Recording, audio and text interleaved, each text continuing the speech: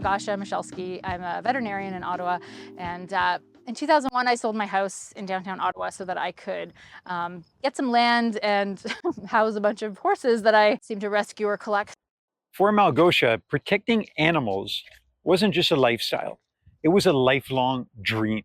But that dream came with a cost and a decision that would change everything. When I was living downtown, I was paying around like $2,000 a month to board everyone at a barn, and I only got to see them on weekends. And so I decided to sell my property, try to build a place where I could have them all here with me and not pay more than a mortgage worth of money every month.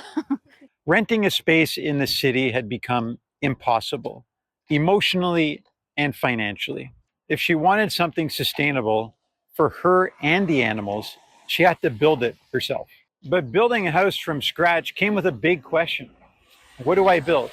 They said the house would probably be okay for like 10 or 20 years. They weren't the best materials. So homes should last generations. But the reality, most homes built today aren't lasting more than 10 to 20 years without developing serious problems. Why? Because most building codes haven't caught up. Most homes are still built using vapor-sealed, plastic-wrapped assemblies, which trap moisture and stop the walls from drying out. And that's the perfect environment for mold to take over. And once mold gets in, the damage is fast, costly, and dangerous. It doesn't just eat away at your walls, it can impact your immune system, health, and quality of life. Respiratory issues, chronic fatigue, allergies, asthma, all triggered by mold that starts inside the wall cavities where you can't even see it. Builders know this, inspectors know this, but because building codes don't require vapor open wall assemblies, houses will continue to fail. Mike and Bridget Austin were looking for a new home. They found one that, at the time, seemed ideal. But right away, their two young girls started getting sick. It was all black under here. There was mold. The home literally needs to be torn down, right down to the foundation. Everything must go. Malgosia knew she needed something different. So she started asking questions and showing her plans to the right people.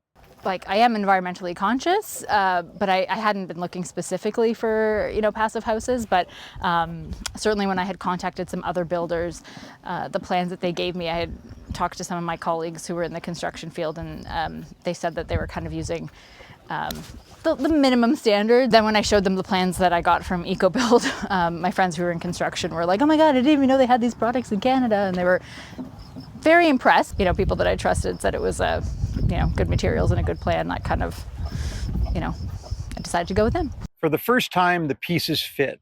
Smart materials, thoughtful design, a home that made sense for the long run. In the winter, the house stays, pretty warm, and don't really have to do anything.